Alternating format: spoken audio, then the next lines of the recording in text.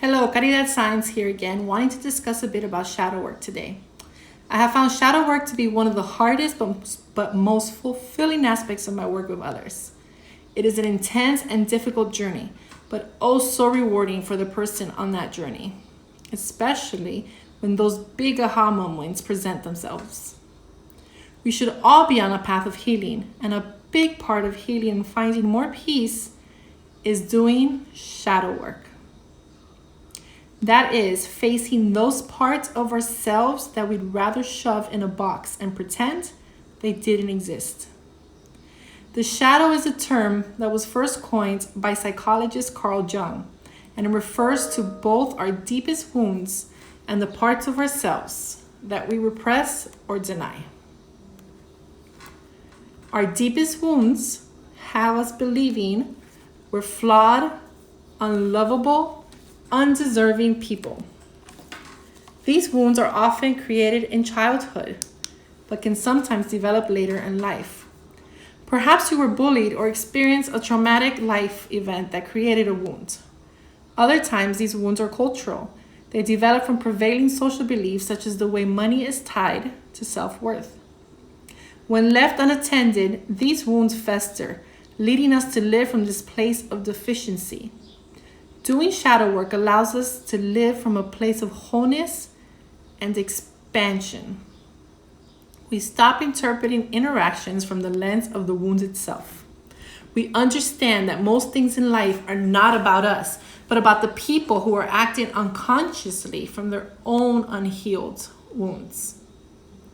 There's a lot of talk about love and light in the spiritual world, but to feel love and light, we need to heal the deepest parts of ourselves, the parts we may consider ugly and unlovable.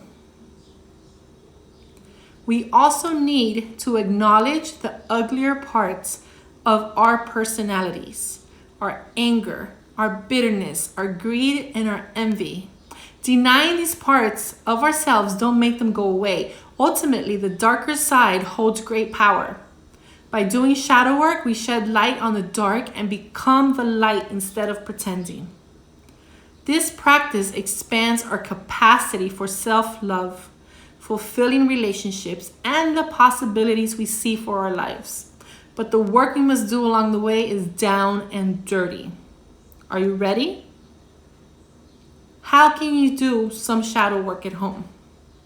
Journal. Journaling is a powerful way to feel emotions and empty your head of the thoughts rumbling around. Getting thoughts from your head onto paper is magical. If you're not sure how to journal, just start writing. Write whatever comes to mind. You can't do it wrong. You could ask yourselves questions like, what am I feeling and why am I feeling this? And use them as prompts to investigate on paper.